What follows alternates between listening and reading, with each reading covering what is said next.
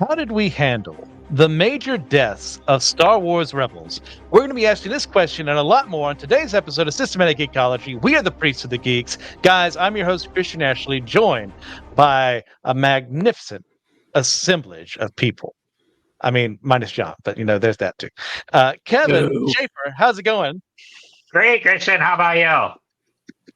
I'm all right. Got a sick burn to John right in the beginning of the video. Exactly what I wanted. We all burn John each other. Erdely Kill is John. also here. How's it going, John? It's going great. I love being verbally abused by you. And if you're on YouTube, you can see exactly what I do to John under his name. But we were also joined here today by a special guest. You've heard his voice before, but maybe you've also seen him on YouTube as well. Evan Garcia, how's it going, Evan? Hello there. I'm doing well. Thanks for having me on. I am very much excitable about this episode. Absolutely. Yeah. This is going to be a fun one. I'm looking forward to this. But before we actually get into there, guys, what have you been geeking out on recently? Well, I'll start it out. We've been geeking out on Fushigi Yuji. It's the next anime that we are making our way through with the family. We are currently, I think, on disc 2 of the DVD set. So it's really exciting. I don't remember half of this stuff. And also they added a lot of humor into the anime because I never watched the anime. I read the manga. But so it's kind of fresh to see the director's take on translating it to the screen. Cool. Yeah, and the age of filler too. Yeah, that makes perfect sense. Anyone else? Yeah, the other day I got to see it's a new Christopher Reeve documentary that it's actually really the first production through DC Studios. It's called Superman, the Christopher Reeve story. It was only playing in theaters on Saturday, and then it's one more day this week. I think on Christopher Reeve's birthday. And then it'll be on Max probably within a month or so.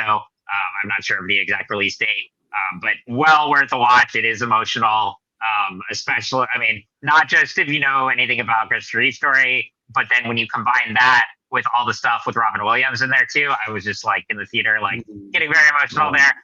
But it is very powerful. Highly recommend.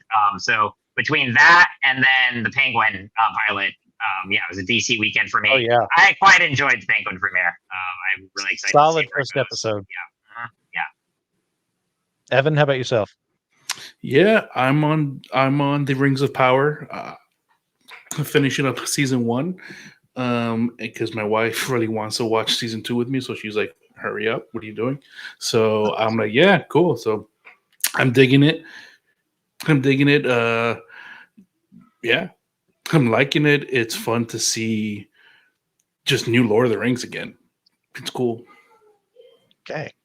I actually earlier today finished for the first time Assassin's Creed 3. Ultimately, I would say I enjoyed it, but it's real difficult going from the modern controls down to what they were doing back in the day. Can't even crouch. But hey, you got to relearn how to play the game. That's fine.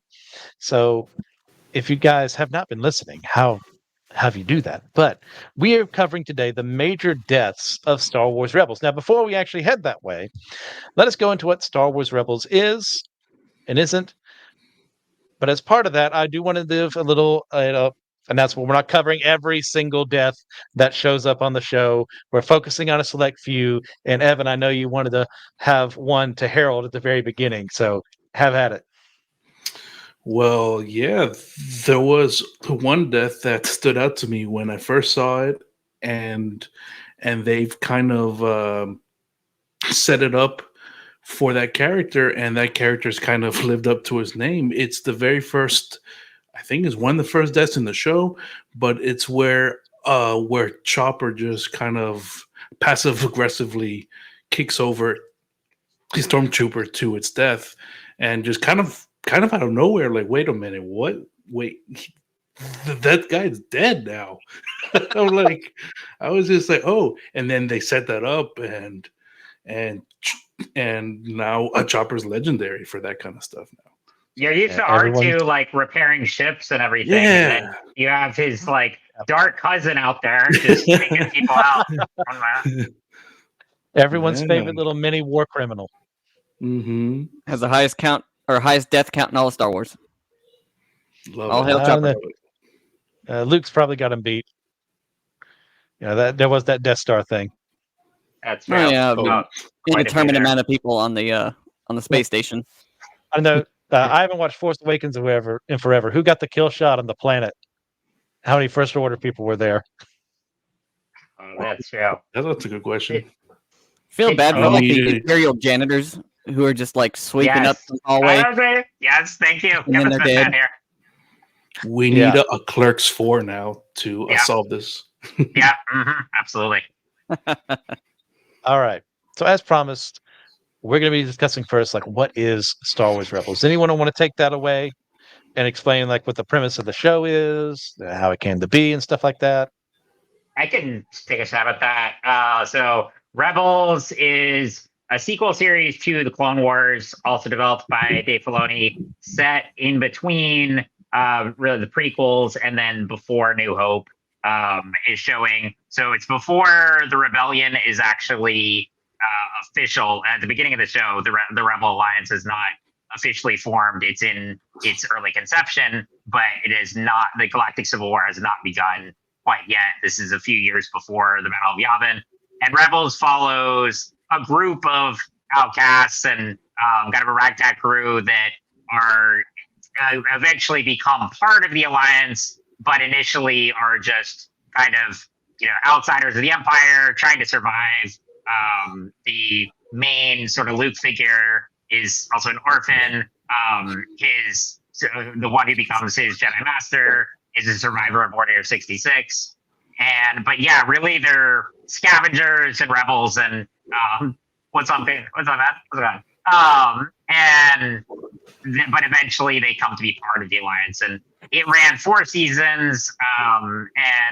This was running like before Clone Wars had gotten its 7th and final season on Disney Plus, which happened years later. So that's the kind of is like Rebels ended before that season. So before we got the official version of Clone Wars, it's an interesting timeline. We can talk about that as well. But it is a great show. It really, whereas Clone Wars really adds a lot to the prequels and mirrors the tone of that, Rebels feels more aesthetically like the original trilogy and builds directly into that. But they're very connected, and you see characters overlap and storylines, and it's this really another great expansion of the Star Wars universe. Yeah, well said. Anyone else want to add anything to that? I would say A+ on the description, because if you ask me to do it, we'd be on 10 bunny trails by now. Okay, perfect. Well done, Kevin. So, what was our introduction to Star Wars Rebels? For me, was that excitement of that era where we had the new Star Wars coming, which is crazy to me that it's already 10 years ago. But that was that hype of like, we are getting new Star Wars, and this was the first thing to come out of Disney that was going to be in the new era. And I remember thinking, man, they took my Clone Wars away for this, really? So, and then I remember seeing the concept art.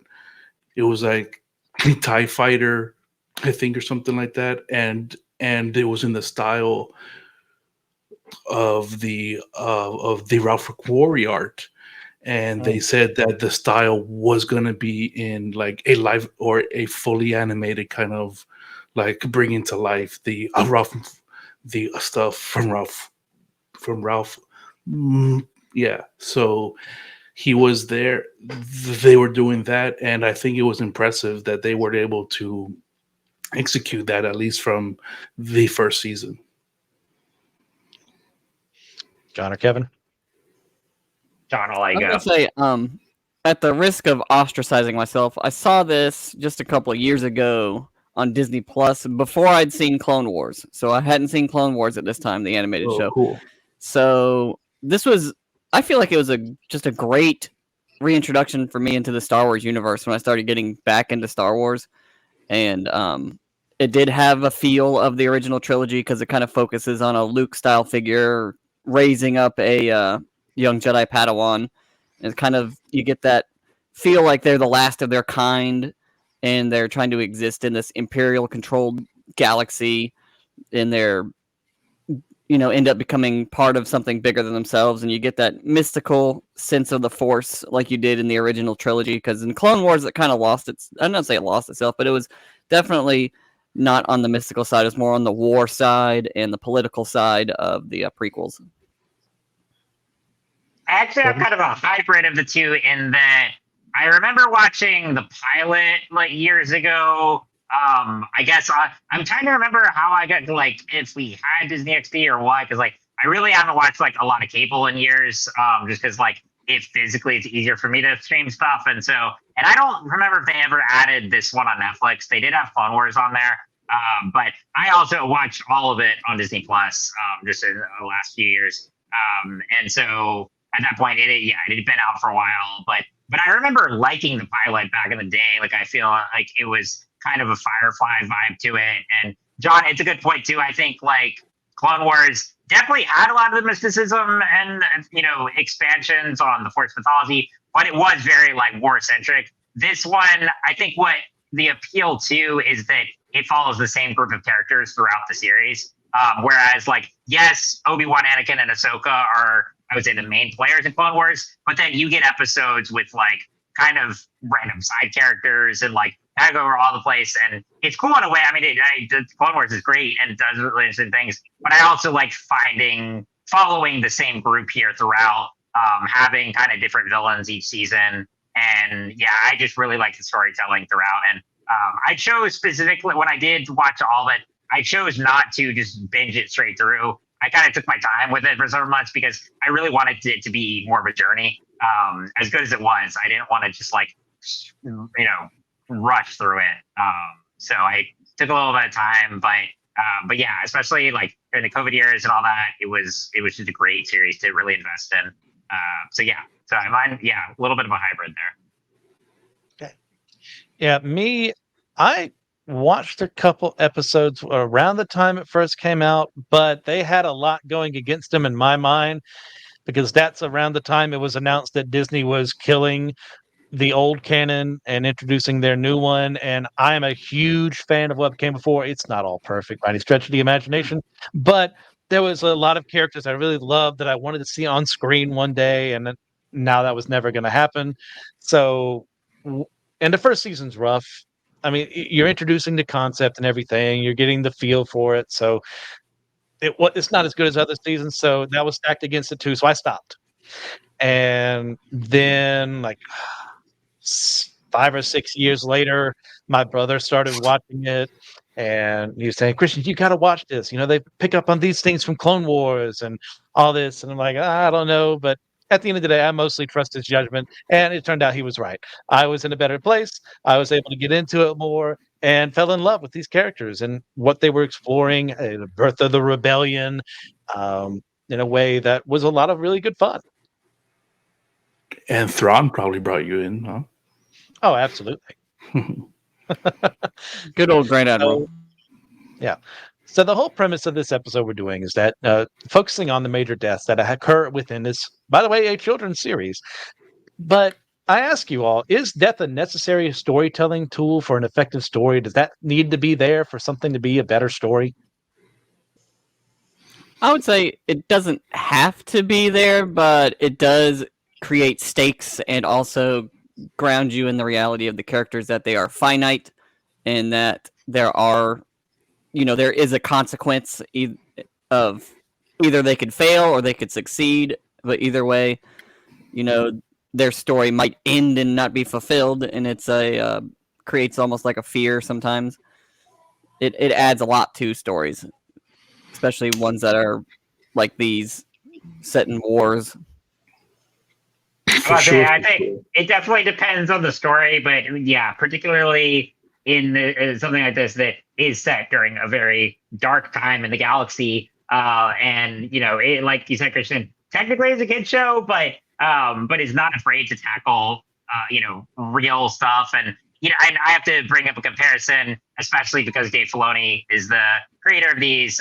But Avatar: Last Airbender, which is another one I grew up on, and I'm glad I got to experience as a kid. And grew up with those. But like one of the most emotional episodes and the best is like you knew Iroh had a son who died previously, but with that episode when he's like reflecting on that and he sings, lamenting over it and sings like it just like rips your heart out, but it's not in an emotionally manipulative way. It's just showing, like John, like you said, it's a real thing that we deal with. And I think like sometimes in animation and in kid storytelling, it's a good way to bring up issues like that through storytelling and to introduce to kids and to younger viewers that yes, this is a reality and this is something we have to wrestle with. And yeah, something like this show handles it really well. Yeah, I don't know in the circles you guys were running in, but in mine, in the Star Wars land that I was in online and stuff, it was basically common knowledge to think that if they weren't showing up in the movies in the original trilogy, they would have to die beforehand. So I thought that was an interesting way to play with the characters. Like, oh, these characters, you know where the broader story goes, but you don't know the details of these characters yet. So I thought that was cool to play with. Like, oh, okay, and then now post the release and the 10 years on, now we see the end of their stories, and yes, some of them did include death, literal death, but some they had to die in a different way later on, and different ways like that. So I thought that was interesting, and that the death was looming on these characters. Evan, it's funny you say that because just a quick note. So I saw the original Clone Wars movie in theaters when I was like 14, and they introduced this character Ahsoka, and I'm like, okay, she's a Padawan to Anakin, and I'm like, but this is set before Episode 3. She's never mentioned in Revenge of the Sith. I'm like, I just assumed. I'm like, wow, she's pretty cool, but I'm like, she's gonna die, right? Like, I mean, like, and that's what I'm glad I was very wrong there, and they, like. She's actually the one that lives the longest, but when you're connecting stuff like that to a larger mythos and canon, you have all those questions in your head too. Yeah. I'll agree with my co-host here. I think it depends on a story. For a story like this, where, as mentioned previously, we are in a galactic war, against a very oppressive regime. If your characters don't die at some point in time, you're not writing to the story you're presenting. Now, that's not to say that they should be dying right and left. I don't want that. But you got to consider what story you're telling. If I don't expect, if I'm watching Magic School Bus, for Miss Frizzle to use the Magic School Bus to go back in time and say, all right, Phoebe, here's a M1 Garand rifle. We're storming the beaches of Normandy. Hope you survived the experience. There's some fan fiction. In the same way, when I watch something like The Walking Dead or Game of Thrones, that was a good one, John. I expect people to die, but then my care kind of ends for a bit when people just keep dying and there's no like resolution or it doesn't feel earned or anything. So something like this, death matters in the story, and we prove that with some of these characters, but it isn't oppressive. It's been like, hey, this is something that actually happens in a galactic civil conflict, or when you are a resistance force against a much larger enemy. Chances are not everyone's going to make it.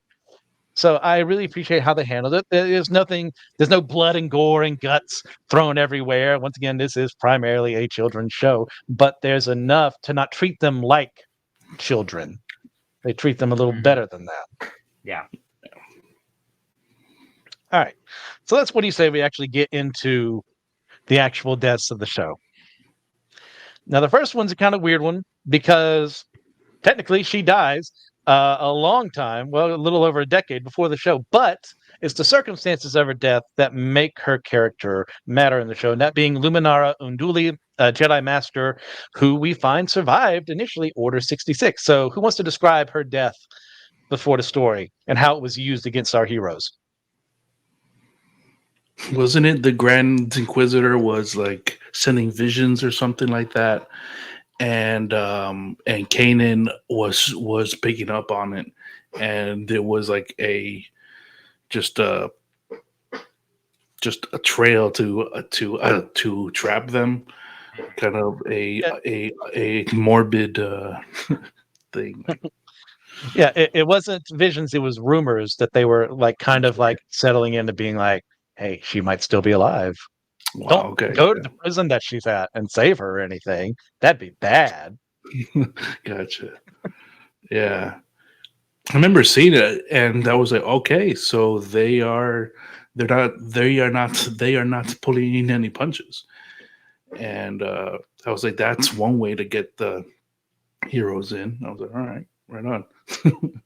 It's also just from a storytelling angle, a really unique way, very like with the timing of how she's brought in and this plays out toward the end of season one. Her being the Jedi that is like that, like you said, they lure and then trap them there because Luminara was the Jedi Master of Boris, who is Ahsoka's best friend growing up, who ended up becoming a traitor. So that is like, and was really the reason that Ahsoka left the Jedi Order. Go back and watch that storyline of Clone Wars. But yeah, this leads to the big season one finale and the battle of the Grand Inquisitor. And at the end of that season is when Ahsoka shows up. So it is a really interesting connection there to like and foreshadowing. Yeah, and a tease as to what happened to Barris, because we straight up didn't know. Yeah. We just didn't know what happened to Barris. Yeah. John, do you have anything you want to add?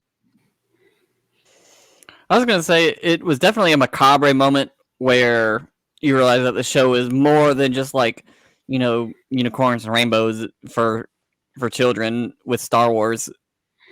It's a more mature, with real intrigue and subterfuge, and they're really trying to, kill these heroes. The Empire does give it a little bit more gravitas and weight to their evil mechanics. Yeah, it's such a nasty, evil plan, and it's perfect for who we're working with here. It's like you give it that little bit of hope in a galaxy that has very little of that. Maybe one of the Jedi survived. And not only that, a Jedi Master survived, but she's in prison. Wouldn't it be a huge morale boost to break into that prison, take her out, and now you have a Jedi Master on your side? Only for it to be revealed that's exactly what they wanted you to think, and you fell for it like a bunch of suckers. Dang, so good. And it's masterfully played. It's very well done. But that actually kind of brought this up in my mind. I know a lot of people, one of their criticisms against Order 66 is that in their mind, too many Jedi survive. Is that something? What do you guys think about that? Is that a valid criticism? I was just about to. Well, here, go ahead first. Yeah. I was going. You already started, and then I'll say my piece in a second. Good. I was gonna say, like, I saw this meme the other day that had Buzz Lightyear from Toy Story 2 in the box there, and it was like Order 66, and on the bottom, it pulls out and has all the buzzes on the toy out, and it was like Disney Star Wars, like like how many they've had. So that's why I was thinking about this of like if Rebels were released today, this would be a really big twist because at first you'd be like, oh, another Order 66 survivor. It's not that like big surprise, and then you find out, oh no, she is dead. That would have been an interesting twist there. But I think it's one of those like, even dating back to pre-Disney and all that. Like there was the Force Unleashed game. Like there were Order 66 survivors spread throughout the galaxy.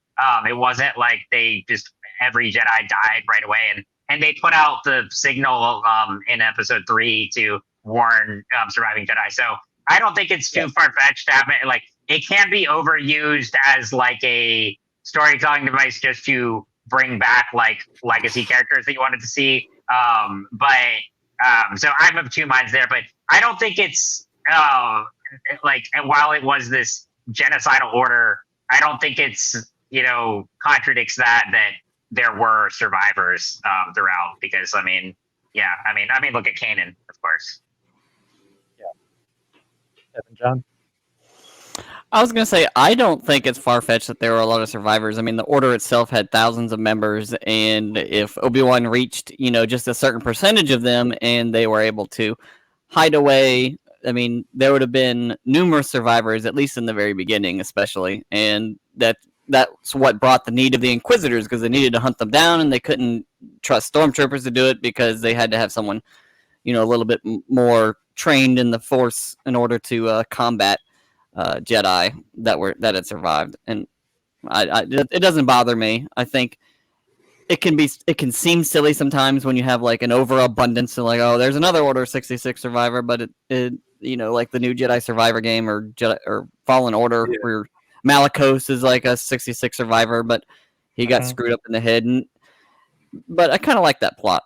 I mean, as long as it's not like overdone. Right. Yeah. Evan? This is a topic that had me this was a topic that had me going for a while. Like, it makes for good memes, but it's true. Like, we were taking the line that Yoda says on his deathbed, the last of the Jedi you will be. I think we were all taking it literally. And it's taken us a few years. It's taken me, and I think the collective and the fandom in general, to learn, hey, we can't take that stuff completely literal. Like it makes sense that some people would survive, and I think that's okay because we've gotten some great stories out of it. We've like the Fallen Order games are great. This story is great. Like, so it was a big one for me that I had to reframe the way that I saw the original trilogy, basically. Yeah. I also think about that line too. And go ahead, Chris. Sorry. Yeah, that line too is like, in context, Yoda doesn't know about anyone else as far as we're aware. So of course he thinks Luke still that's left. So go ahead, Kevin. True. I was gonna say, well, yeah, he doesn't know, and also the singular and plural of Jedi are the same. So it's like, so the idea of like, okay, the Jedi Order is dead at that point. That doesn't mean there aren't survivors out there. So you have to, linguistics and Star Wars terminology adds for more context there. Yeah. I completely agree with you guys. Like, when you start thinking about it, well, the purpose of Order 66 was to wipe them out, so there shouldn't be that many. Well, yeah, that's the purpose of it, but does every plan go to fruition 100%? No. And even depending on how you number the amount of Jedi there were before the war, there's some that say 100,000, some that say 10,000. I tend to go with the lower number. That makes a little more sense to me. If 1%, and don't trust me on my math here, do it yourselves. If 1% survive Order 66, that's 100 Jedi. Yeah. Okay. All right. That's fine with me. And that's assuming that only 1% survive. So, yeah, I get the criticism because it retroactively kind of makes Order 66 not as effective as it seems to be, as what we're shown. But when you apply a little logic to it, it's fine because there's some Jedi who never were fighting on the front lines. There was some Jedi who were fighting on the front lines but used mercenaries instead of clones, as we see in Force Unleashed.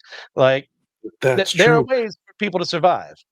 And there's another Force Unleashed, a connection here too with one of the characters, which I thought was interesting because I don't think they were thinking that, but there are some parallels. So, yeah. All right, we're good to move on to our next death. Yeah, that of course being around the same time of the Grand Inquisitor. So, who wants to take it away? I would just say this is a classic villain death where the Grand Inquisitor falls to death before its ship is destroyed in a final battle. But I would say, Christian, what you were saying earlier, how like the show had some growing pains at the beginning, and it is kind of figuring out what it wants to be. I think the season 1 finale is really just a big bombastic, like, oh, this is where it gets real. Where I really love the duel between Kanan and Grand Inquisitor. I think it's one of the classics. It's a great battle scene. The rest of the finale sets up so much for future seasons. Of course, bringing in Vader, bringing back Ahsoka. It's just like, whoa, here we are. But yeah, I mean, for this guy is also I like too that instead of having one big bad throughout the entire series, they did kind of like more a central villain each season. Granted, Thrawn of course becomes like the big one from season 3 on. But even then, that's only 2 seasons. I like that the Grand Inquisitor was not there. I think it would have been tiresome to have him throughout the entire series. He needed to be like, one season villain, and then has an epic death there. And it's also, I think with his death, it's more about Kanan in this moment, because this is where at this point, yes, he's started to form a mentor-apprentice relationship with Ezra. He's starting to find like hope again in some ways, but this is the moment where he realizes, oh, I cannot like hide any longer. I have there is a huge threat out there to what remains of the Jedi, and not just the Jedi, but the entire galaxy. And it's time that I have to get back into war mode and fulfill my destiny. And this is the beginning of that in many ways. That is very interesting comparison, because I'm just now realizing how the Grand Inquisitor's death and his badass line is a foreshadowing of Kanan's death almost. Yeah. And to what it does to the other characters. Yeah. Yeah. I just interesting. John? I was going to say the tone of the show really changes once the Grand Inquisitor gets involved, and especially when he kills those 2 mooks who are kind of like comic relief from Lothal. Like in the beginning, you see those 2 Imperial people who are just like ridiculous. Like, oh, this is a kid show. But once he like cuts the 2 of their heads off, you're like, okay, this show just took a 180. Yeah, and too, like, the reason he dies is because he chooses to at the end, because he knows survival means punishment from Vader. And as if Vader needs to be hyped up anymore as a threat, that solidifies it in this series. For those who, for some reason, this is their first encounter with Star Wars, they know, oh, this Vader guy is a huge deal, because it's better for me to die right now than to suffer with him and live. Yeah, that's intense. Also, putting this in the context of the Obi-Wan show, which of course came years later, this guy's already came this close to death before, and he's like, yeah, I don't really want to go there again. I think it's my time. Yeah. That's right. Okay. How do we feel about those deaths? Now that we're talking about it, sorry. If we can take a tangent there like that. You mean like the fake out ones, kind of like Yeah. I can't stand it. I want them to matter, and the more times you do that, the less lethal lightsabers end up being. And that really annoys me. And so they say, if you stab in the right part, no, someone shouldn't die because you're cauterizing the wound. But the stress of it may send someone to death or have a heart attack or something like that. But when it keeps happening, I raise my eyes in suspicion. And that's the thing about it. It's like one thing if they do that once and like, okay, you can maybe say like, well, it was a kind of super powered character and they had some armor or whatever like that, and they were able to heal, right? But they did it in Obi-Wan alone, they did it with both Grand Inquisitor and Reva, and then they did a year later in Ahsoka, they did it with Sabine. And those, so it's like, okay, does getting stabbed directly in a critical part of the body with a lightsaber not meaning anything anymore? Yeah. Qui-Gon's probably really pissed off. Like, what the heck? Right? Like, Force Ghost standing there with the hands on the hips. Exactly. It is. It's exactly what I'm thinking of. Yeah. Yeah. Yeah, it's ridiculous. Yeah, that was a good tangent to go on because that's how death is handled But differently. it ties into this though of like, I mean, for death to have like impact, it has to like be permanent. It has to be, and like they do it here, and like I feel like I know a lot of other. I mean, it happens in comics all the time too. But like, yeah, it just becomes what an overdone thing when they just take away the meaning of it. Yeah. Yeah, good tangent, Evan. All So that brings us to our next segment where we're going to be talking about the fake out death of Ahsoka Tano. So for a whole season more, we thought we didn't know what happened to her. Mm-hmm. And let's describe what leads up to this scenario to where we think she's gone. The whole fulcrum thing, right? The whole mystery, like who's fulcrum and stuff, and that was a big like. Could it be her? I remember the podcast I was listening to. They were like they had dissected the dialogue, and they pulled out Ashley Eckstein's voice and everything, and they were like, we found out it's Ahsoka. And then lo and behold, that she did come back.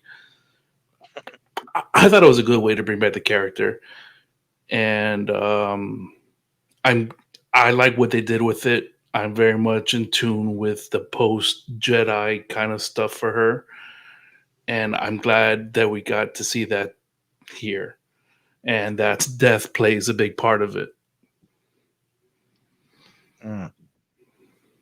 Okay. Yeah, I think here it doesn't like going off on the conversation we just had of like overuse and like, it becomes frustrating when they just like say like, oh, well, James Adam with a lightsaber doesn't mean anything anymore. But with this, like already, I think Ahsoka had an ethereal presence to her, and you could tell they were like, I mean, she wasn't the chosen one like Anakin, but there was something special about her journey and up until this point, and so. And then with like the world between worlds, it adds this whole new dimension to the Force, and it's just like so that we hadn't seen that before, and it wasn't like, and it was just like that was a really cool way to save her. But like also, it's like so she does like technically die in this duel with Vader, which is of course like such an emotional moment on its own because this is master and apprentice reuniting. Only like not terribly long after she's realized that Anakin is Vader and has to come to wrestle with that revelation.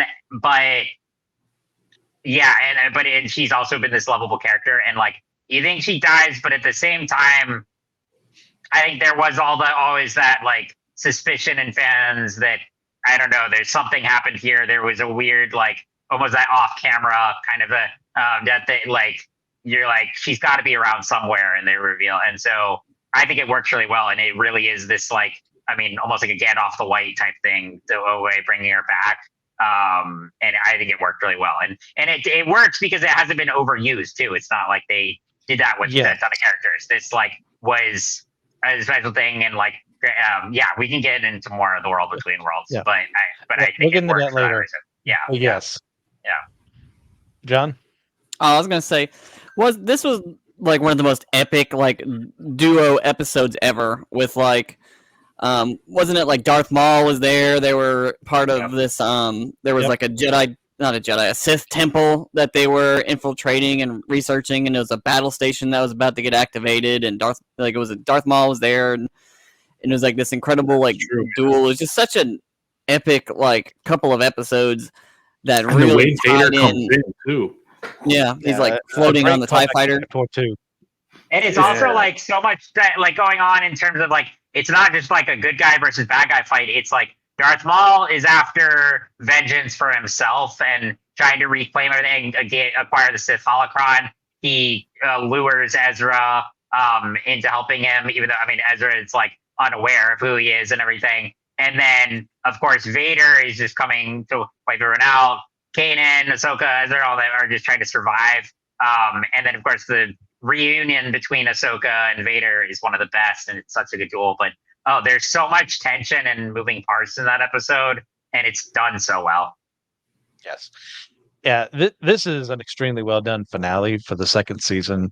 Like we've mentioned, there's all these different groups coming together for different purposes on this region of Malachor, which, once again, like mentioned earlier, great reference to KOTOR 2, greatest video game of all time. And then we have this whole scenario where the reveal is given to Ahsoka. This whole time, she knows there's a Darth Vader. She knows Palpatine. She's met him. But who is this Vader guy? And in the midst of the fight, she sees his eye, and like the realization dawns on her. And I may be mixing up scenes, but she knows who he is and who's been killing their friends all these years. And there's a brokenness to her that she still has enough to fight, but there's that hesitancy of, this is my master. I may no longer be a Jedi, but this is the man who stuck by me the most out of anyone else. And this is what he's been reduced to. Man, if you don't know your Clone Wars, that's not going to make a lot of sense. But when you build up everything there, it means a whole lot more. And with the context of, I don't want to spoil it for people, but what happens in the Ahsoka series, how she kind of knew he had that edge to him. So seeing this was like almost a validation, like, oh, I knew it. I didn't want to believe it, but I knew it. That completely devastated her. Like, oh, come on. Yeah, absolutely. Okay. All right. So it's been mentioned earlier. Ahsoka does not actually die here. It happens off screen. What is it? I'm mixing up my seasons. Is it season 4 where they encounter the world between worlds for the first time? Yeah. Okay. Yeah. So she's missing for an entire season. So, the speculation is building. Did Vader capture her or something and try to make her an apprentice? Or what's going on here? What happened to Ahsoka? There's no body, so of course she's not dead. I mean, these are Star Wars rules. And then, unless you leave your body behind, but, there's only a select few who can do that. We have this moment where Ezra in the world between worlds is witnessing the fight. And anyone would like to explain the world between worlds before we go forward? What the heck it is? I would say it's kind of like a ethereal, spiritual realm that exists in between the plane of all things, and where everything is connected, and all time and all space are basically, there are pathways to every every event or every timeline that exists in the Star Wars universe. Which is precisely why Palpatine wanted it. Because could you imagine someone like him in control of that? Almost more frightening than the Infinity Gauntlet in the wrong hands. Yeah. So as a result of him witnessing the fight, Ezra sees a moment where he is able to bring her back to him and prevents her from dying. So it's been an accusation thrown out against it since that episode first aired. But do you guys believe that the world between worlds is a Deus Ex Machina? That being, of course, for anyone who doesn't know, any audience, it's a God in the machine, which is of a trope that would be used a lot in old Greek theater, where the heroes couldn't possibly win the day. So what would happen? A god would descend down on the stage and solve everything. So this is kind of the sense of, well, God himself had to intervene for something to go happy in this scenario. So what do you guys think? I think it plays really well into the spiritual side of things and how they are always teaching them that everything is connected. It's more like the ultimatum, almost like the end of all things. And it just brings the whole spiritual side together, where it shows you in a real physical way how everything is connected, how you could go forward in time, back in time. All the events that have happened are, not that you can go mess with them, but that they are accessible, and you in this weird spiritual realm. And also that there's pathways between them, and that other, creatures in the past had referenced things like this, and there's drawings of them, the Father, the Son, there's a lot of lore about it. Mm-hmm. So it ties in the past Force users to the present Force users in this show. I like that take. Yeah, I never thought of it like that. Okay. Kind of like the kind of the physical manifestation of the spiritual side of the Force. It's cool. Yeah, I definitely agree with that. I think, and I would, to counteract the Deus Ex Machina accusation, once they do learn about it, they don't use it to just like go back and save everyone. They specifically, like when Ezra wants to save another character who we'll get to later, they say like, no, we can't, like, that's not what this is for. And like, and it's not a like, oh, we, you know, something bad happened, let's do a redo. That's not what it's for. It's, I think John echoed it perfectly there. It is and it also connects to the Mortis saga really well. It's just this like another part of the Force mythology, but it's not like a, oh, you know, like we can just like throw death out the window.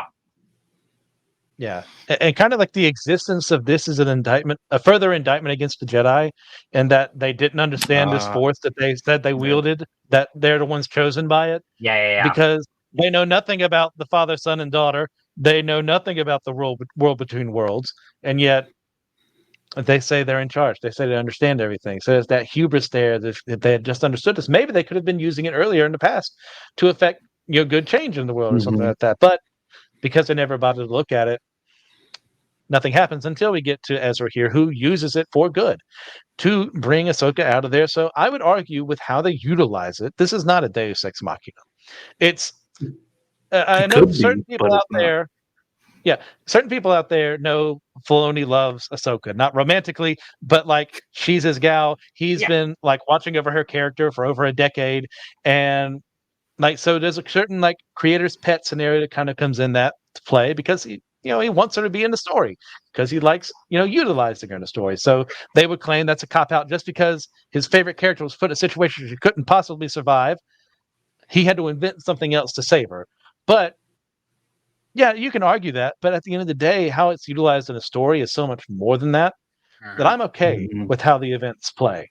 I'm okay with it being used in a way that we've never seen before in Star Wars to save someone else's life because you established the rules as well as possible and then utilize them according to that set of rules. And I kind of like Ahsoka, so I'd rather she be alive for the most part until it's actually her time to die. So I'm fine with Filoni this. we trust. Yeah, I agree. Yes. I never made the connection with the Mortis. So there's a connection to the Mortis gods with the world between worlds. Well, just in terms of like it, there. I mean, there are different things, but it's like Mortis is also this like spiritual realm kind of planet that you have access to. Just in terms of like this, like these Force ideas that we never saw in the movies and we never seen before, and it adds like depth to that. And then I mean, and then when like within the Ahsoka series, it expands on the Mortis gods and stuff there. So I just in terms of that, they like no, not a direct link in that regard, but in terms of like expansion of the Force mythology. Well, there was a direct link with the in season 4, the wall painting that they were looking at was a depiction of the father, son, and daughter, and that's how they entered into the world between worlds in season 4. That's true. Yeah, that's right. It's very subtle compared to everything else. Yeah, I remember being super excited about that. I'm like, oh yeah, those, and then we didn't figure out anything from them. Okay. Anything else for Ahsoka? Then let's get some light genocide. The Geonosian race. Not something I expected to see in my children's Star Wars cartoon. We have a set of episodes where who would like to explain what goes on for the Geonosian species? Well, they're basically systematically eradicated by the Empire, and that's just a succinct way to put it. Yeah. Yeah. I didn't pick up on it at first. I was like, "Oh, wait, that's what they mean." I was like, "Oh, okay." they just took the raid to the guys. You know, they're just gone. Yeah, Kevin, you anything you want to add? I would just say it's like okay, we were introduced to genocide from the beginning of Star Wars with Alderaan, but in that respect, we never saw the planet or the people or anything like that. The difference here is that we get so much more of like the culture, like starting back in the prequel movies and then going through here. So when you feel that more emotional connection, yeah, it's like because the Geonosians, obviously Geonosis was the planet that hosted the first battle of the Clone Wars, and they were the separatist allies that helped initiate everything. And then once the Empire took over, yeah, like you said, just like systematically eradicate them. And yeah, I mean, I think there are like probably like some who survive, but essentially their entire society and everything is wiped out. So it's yeah, quite brutal. Yes. So we're effectively left with one Geonosian whose name they can't translate. They don't know the language. So Ezra just starts calling him Click Clack, who is holding the last surviving egg of a potential Geonosian queen, who, as we saw in earlier Clone Wars, was, how they control the Geonosians as a people and stuff like that. It's very, insect mentality. But along the way, we learn, I think in the comics, in the Vader series, that they sterilized every last one of them. So even though she was born, she wasn't able to propagate the species again. So this is effectively an entire genocide against a species that the Empire would have, reason to not like, because they supplied a lot of the weapons that fought against the Republic in the day and fought against them as well. And also because it serves a further purpose of them working on part of the Death Star, of killing them off so that no one can leak the information to anyone else.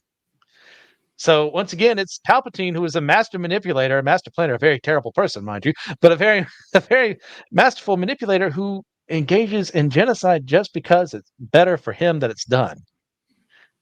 And that's in a children's show that is handled effectively in not a way that's not like, hey guys, killing other species is wrong. Like, no, there is no PSA at the end of the episode. It's like, hey, genocide, you shouldn't be doing that, kids. It's like, no, we live in worlds where this has happened, in a world where this has happened to other races that we're never going to names of, and some who barely survived. So I think it's a kid-friendly way of introducing that idea to them. Yeah. The Empire's bad, okay? Don't join the Yeah. Empire. Yeah. Anything else for the Geonosians? Sad ending for them. Like, I never liked them, but they don't deserve that. It's like, it's always fun gunning them down in Battlefront, but, I wasn't trying to wipe out the species. They were trying to shoot me. I wouldn't be surprised if one shows up in like a video game, kind of how that kind of had that assassin droid showed up in that game Outlaws currently. Maybe one will show up as like some sort of bounty hunter or something. Okay. Like he was off world trying to do something else and he came back to nothing. Yeah. As someone who likes more hopeful endings, I wouldn't be opposed to something like that. I was about to say, like, I mean, not that there would be many left, but it would be cool to see like some like off-world ones who maybe like formed a small colony somewhere else and kind of like Zep's people, the Lasat. Yeah, exactly. Yeah. Oh, yeah. Reminds me of Ender's Game. Yeah. Yeah. Okay. So moving on from the Geonosians, we have good old Gar Saxon. Who wants to go through what happens here? It's been a minute since I've watched this one, but I did like recap earlier. But so Sabine, one of the main characters, is a Mandalorian, and they obviously there's long history with Mandalore. They've back the Clone Wars and there are Rebels, and at this point, she's kind of like been away from her family. She went to be become a bounty hunter and do all this stuff, and then Gar is in control at this point in the series, and he wields the dark saber. And then series of events leads to a duel between him and Sabine, and that's how she comes to acquire it. And then he's killed by, is it Sabine's mother? kills him? I can't Yes. remember. Yes. Yeah. Yes. Ursa. Yeah. Because Yeah. Sabine has a moment of sparing his life in a very Star Wars hero kind of way. He tries to stab her in the back or something or shoot her, and Ursa takes him down. Yeah. Because I said like Mandalore's allegiance shifts kind of throughout, but at this point he's like Imperial loyalist, and so this represents a turning point for their culture when he dies. But it's and of course a big moment for Sabine, kind of like coming to grips with her destiny too, and then wielding the dark saber. Yep. Anyone else? I liked. I remember liking Sabine's whole arc on this, like the whole thing with the mom and trying to like get the validation from the mom, but you don't want to be the mom, That was pretty deep, and the fact that she was the one that helped her. I remember, did she get the?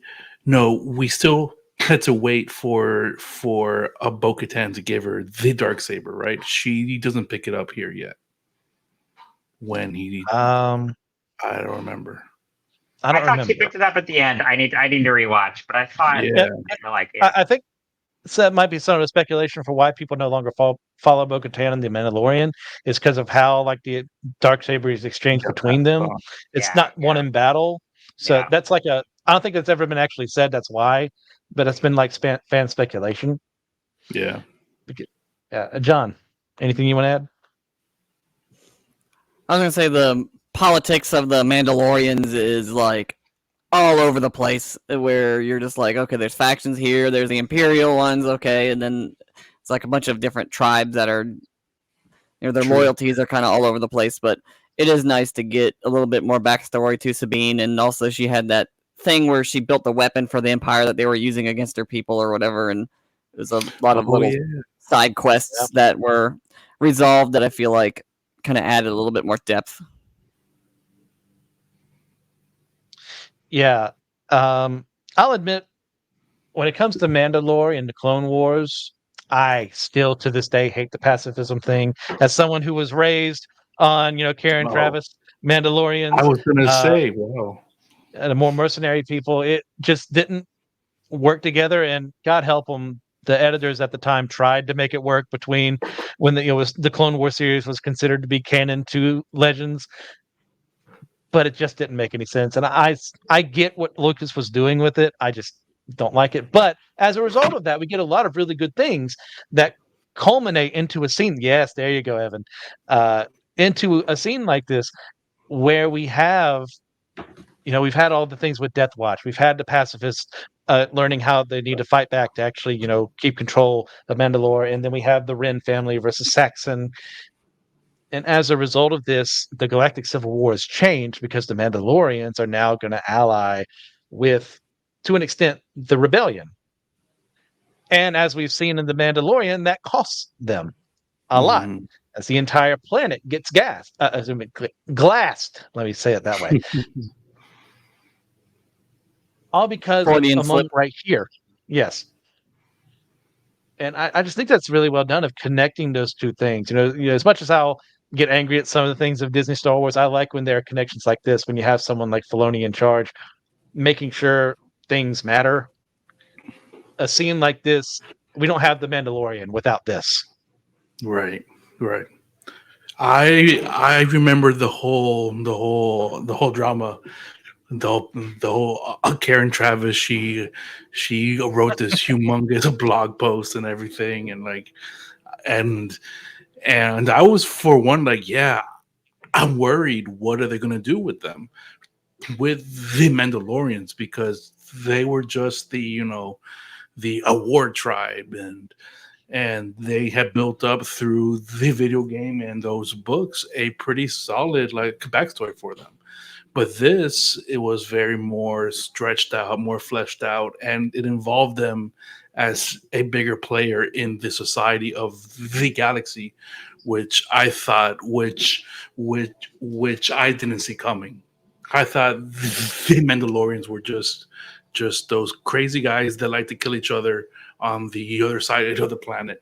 No, they played a big part in the Clone Wars and the galactic drama, which we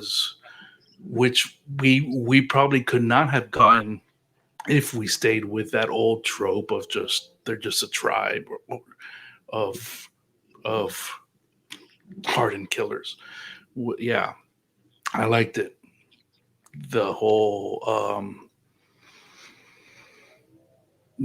kind of like closing of an era of that side with Agar Saxon's death, which is, if I did not to Google it. I should probably Google it, but wasn't he voiced by Ray Stevenson? Who Was was he? Garth Saxon voiced by? He was voiced, or I thought I had it up here, but I guess I don't. Come on, Wiki, help me out. Ray Yeah, Stevenson, yes. he was. So he Okay, was. cool. Yeah. Wow, nice, great characters, great characters. Okay. Well, next up on our docket, we have one of the classic characters of the Phantom Menace. The one when you saw the double-bladed lightsaber show up, you knew things were going to happen. Jedi were going to die. That, of course, being Darth Maul, who meets his end in Star Wars Rebels. And if you're out there saying, wait, Darth Maul came back to life, I thought he was sliced in half. Well, sorry, you got to catch up on your Clone Wars. And you were probably one of those people who saw Solo and say, is that like Darth Maul's brother or something? Well, Darth Maul's brother also exists, but that's something else in the Clone Wars. So, would anyone like to explain how Darth Maul meets his end here? Okay, so after a long, multi-year, obsessive hunt for Obi-Wan Kenobi, which he ended up using a Sith and Jedi holocron to kind of like seek divine guidance to find this man, his obsession to kill Kenobi. He ends up having the shortest duel in Star Wars history and just gets ended in one samurai style anime slice by Obi-Wan. So what a way to go. I remember being kind of like disappointed that it wasn't, the battle of heroes or duel of the fates again. But when someone so obsessive gets taken down by just a fake out, and he gets taken down by philosophy pretty much, because he's so obsessive with him trying to get to Kenobi that he doesn't change. He's still the same person. He's just the same rabid person, and Kenobi is he's grown. He's not seen death, but he's seen and can change because of the deaths caused by Maul, and is able to rise up above that obsession. And I thought that was beautiful. And the part where Darth Maul questions, is he the chosen one? That was interesting, because I felt bad for him, because I saw that he knew the bigger picture, but he was just one little piece of it, and he always thought that he was going to be a bigger part of the story, a bigger part of the plan for Palpatine. But he always he never really was. He would live in the shadow of Palpatine's plan, and I thought that was a fitting way to go. Kevin? Oh, it's like, I mean, same thing of like, yes, as big a fan favorite as Maul is, as much as you would want to have seen him continue and like, show up in the post or Return of the Jedi era and be like a crime lord and all this stuff, would have been great to see. But at the same time, this is such a fitting end because of all the things said there. And also you think about it of like, the reason it's called Duel of the Fates, like Dave Filoni has this big explanation of like how it is the defining moment that changes the entire galaxy, because when Qui-Gon dies, that immediately sets everything else into motion and change. It was the father figure that Anakin needed at the time, and when he loses that, it changes everything. And as good a Jedi as Obi-Wan is at that point, I don't think he was quite ready to be a master yet, and he still had a lot. Whereas, like, if it was the Obi-Wan here that had been there when Qui-Gon died and trained Anakin, it might have been a completely different story. But like, that moment changed everything, and for it to all come full circle and come back into this moment, yeah, it is such a beautiful and tragic story here. And yes, it would have been cool to have like a big Battle of the Arrows type fight, but it's so much more fitting for him to die this way and to see that exactly like you said, Obi-Wan has grown, Maul has not. Maul has allowed vengeance to consume him, and this is the reciprocating of that. So it's a very befitting end, and then also we didn't know then, but we would get one very, very epic duel with Maul years later. Of course, in the final season of Clone Wars, which is still one of the best duels in all of Star Wars. So we got that moment years later with Ahsoka. But yeah, it's just, I mean, I loved what they did with Maul throughout. Like, it was always one of the biggest disappointments coming out of Phantom Menace. Was like, oh, he was such a good villain. Why did they have to kill him off right away? And it's like, oh, there's actually many plans for him down the road. We just had to wait a while. Yeah, my initial reaction was, that's it? That's how he dies? But then when I actually took the time to think about it, he spent how many days in a desert without water, just thriving on pure hatred. Yep. He's way out of shape compared to someone like Obi-Wan, who's still training, on his own and has learned how to control himself better as a Jedi. And he's so obsessed to the point he's not thinking straight. No wonder he gets taken out so easily. And it's a very beautifully animated sequence of his final fall. And then it doesn't stop there, though. Obi-Wan actually takes the time, like we've mentioned, to speak with him and attempt to give him peace. Someone who doesn't deserve it, by the way. And yet he did it anyways because he saw how much Maul was hurting. And their feud of 30 some years, ever since he murdered Qui-Gon, by the way, Obi-Wan's master, you would think if anyone had the right to not forgive, it would be him, but he extends it anyways. And it's not even a total forgiveness in that sense, but it's more like, hey, I'm going to put you at peace because the chosen one exists, and he's going to bring balance to the Force. It's going to be okay. This was all worth something. Everything you suffered through was worth something. Yeah. Oof, yeah. Yeah. He tried so hard to be more. And that kind of, sorry.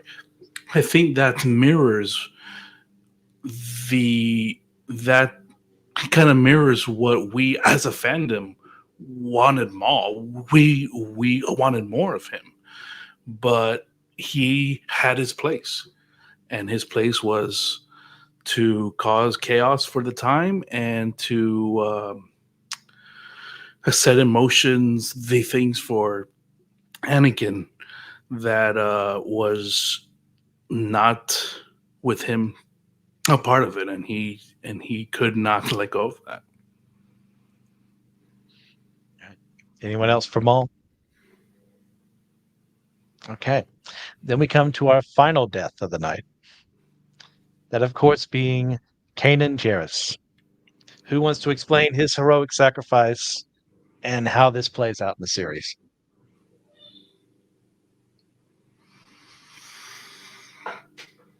Well, I don't remember. So this was in the final season. Forget kind of what planet it is, but they're on a big mission. Essentially, there's an explosion, and it's really the only way he can save the rest of the crew by sacrificing himself, and uses all his force abilities to contain this blast. And he died, and he looks back, pretty good at Hera one more time. And it's such a gut punching moment. But this is the big Obi-Wan sacrifice type moment, and where it changes everything. But yeah, I think it was about midway through season 4, so it was toward the end of the series, but they still had a little bit to go after that without him. And actually, like Evan, what you said earlier about the Grand Inquisitor's death, kind of foreshadowing, he also dies in a big explosion. It's like, it is amazing the parallels here, how it all set it up. And as someone, I don't know about you guys, but like when I first started watching the series, like I fell in love with Kanan early on because I liked this idea of someone who he never officially became a Jedi Master because he was a Padawan when Order 66 happened. He survived because of the Bad Batch and grows up, really in chaos, and so he's like not fully trained. He also falls in love, despite that being a sort of dogmatic principle of the old Jedi Order to not have a romantic entanglement. And he proves that you can still be a good Jedi and have someone you care about. I really like that about him. But he was always someone who was still trying to I think he had like some imposter syndrome, and he was trying to figure out if he was worthy of training Ezra. And I just liked the humanity in him and the that part of his journey. And the sacrificial element here is just it's so well earned. But what I was saying earlier is okay, he's the master character, and there are a lot of parallels for the trilogy. I kind of figured he would die eventually. I'm glad that he was there for the majority of the series, and it wasn't midway through the season or anything like that. Midway through season 2 or something like that. They had, you get to have this whole journey with him, and also a big part is character. And part of the reason I have Kanan as my avatar for this podcast is he is one of the big disabled characters in Star Wars. He is blinded by Maul in season 2. And that becomes a part of how he's wrestling with that, and it changes him, and I think it's very well depicted. So yeah, he's just one of my favorites. It's a heart-wrenching moment, but it's also very earned and never feels cheap. And it wasn't just he has to die because he's the mentor figure. It just worked in the story really well, and it's a big turning point for Ezra. Evan or John? I was gonna say it was it was emotional because he's kind of like the father figure of the group, kind of the leader of the group, and then the emotions of wrestling with his death after the fact, and he sacrificed himself to make sure that they survived and that their mission would go on. And it's kind of like leaving Ezra when he's not quite ready, or leaving all of them when they're not quite ready. But death happens. The stakes that were there were. It hit hard, and that's what Filoni, I think, was trying to accomplish. And also that, a Jedi's death, especially in this era when there's so few of them left, is going to hit them right in the feels. Evan? Yeah, this is an emotional one for me. Thinking about it's very the parallels I see in my journey as a Christian, and it's huge, going from a selfish person to a selfless person, and how you interact with those you love in that way, and the idea of two things. The idea where you have to let go, kind of like what Obi-Wan taught Luke with the blast shield. It's like he lost his sight, but he can still be a part of you can still be a part of the lives of those that you care about. You can still make a significant difference.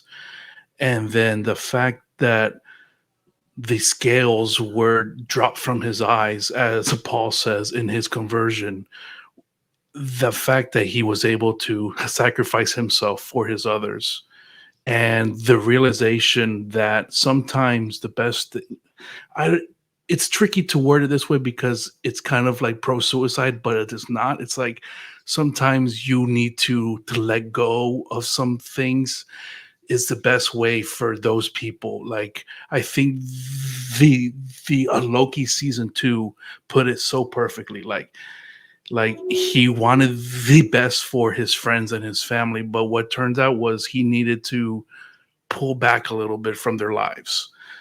That was the best way to do it. And here he learned that he couldn't control them, and he couldn't lead them the way that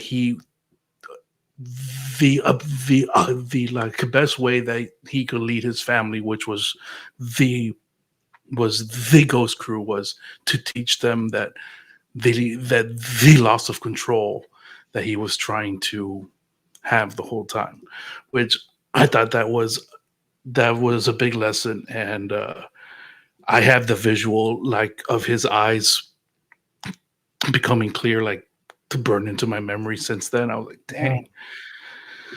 So I hopefully that makes sense, but yeah. Oh, you put it great there. And I also would say like in addition to like the imposter syndrome he had as the mentor for a long time, he carried survivor's guilt for so long. Having been, like he's one of the survivors of Order 66, and his master's gone, everyone he knew, and then and he felt like, oh, why me? Am I still here? I should have died with my friends for so long. But then when you get to this point in his journey, he is at a moment of complete peace, and like you said, he's fulfilled his journey, he's fulfilled his, and like you said, Evan, he's ready to let go. It's not like, oh, giving up. It's more like he's reached the end of his journey. He's fulfilled, like he's found love, he's found fulfillment, and he's found this family, and he feels confident that he doesn't have to take care of them forever because they're going to be okay. Yeah, this is the one that hurt the most going through this series.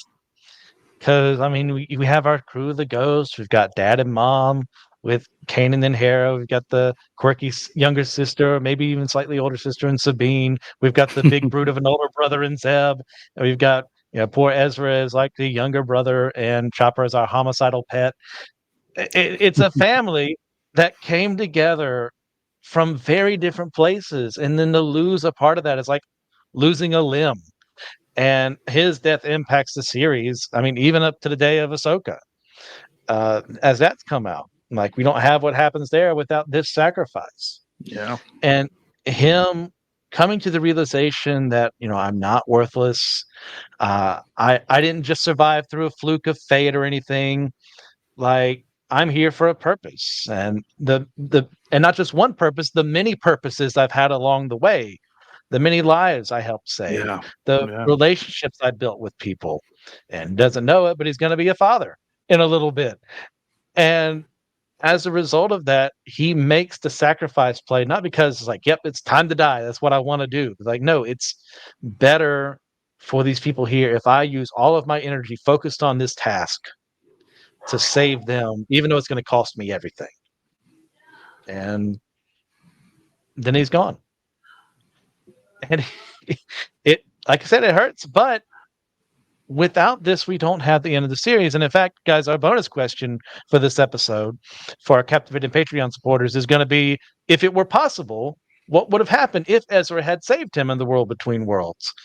So we'll work on that as a premise for our bonus question. But we have that moment later on in the series where Ezra has the same moment he has to try and save Ahsoka that he does for Kanan. And yet he doesn't.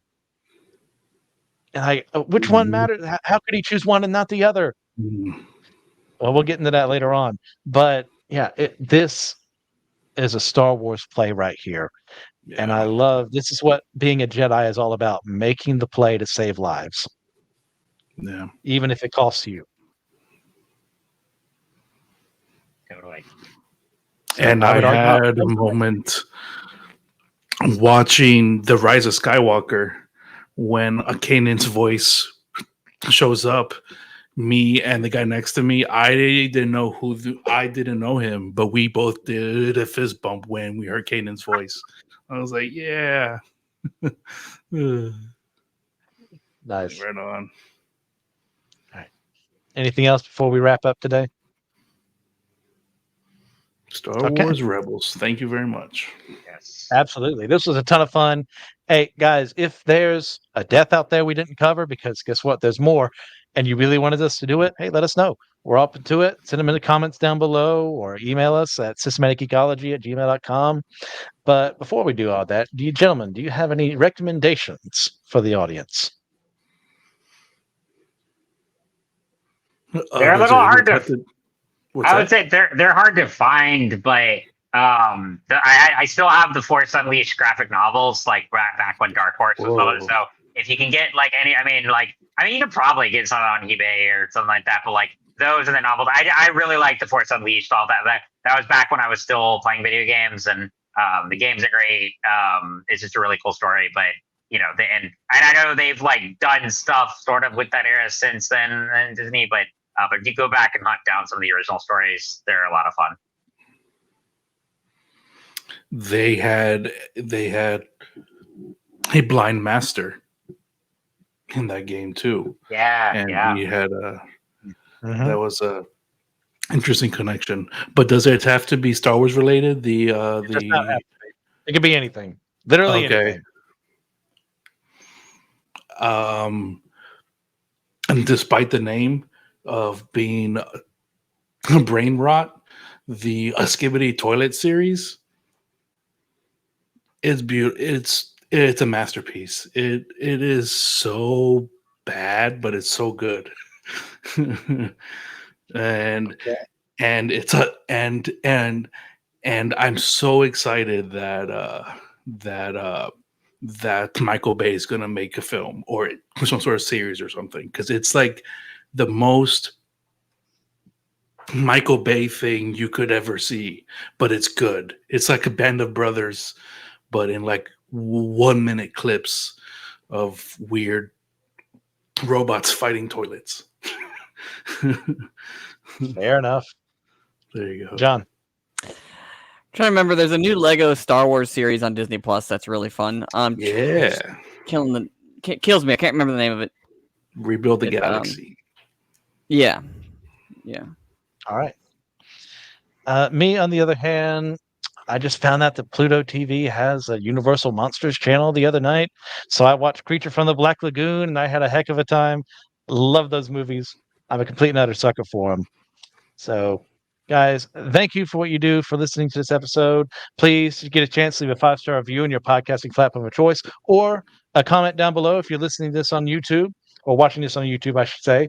You can also send us episode topic ideas. You can send us questions as well. Since you got us to over 100 subscribers on YouTube, we're going to do a special Q&A session at some point in time in the future where we have all your questions compiled, and as many hosts as possible will join to answer your questions. Now, that's why I'd like to shout out some supporters. Thank you very much, Ethan Overcash, Austin Nance, Amber Riley, and Jonathan Augustine. You guys are the best. But remember, we're all the chosen people, a geekdom of priests.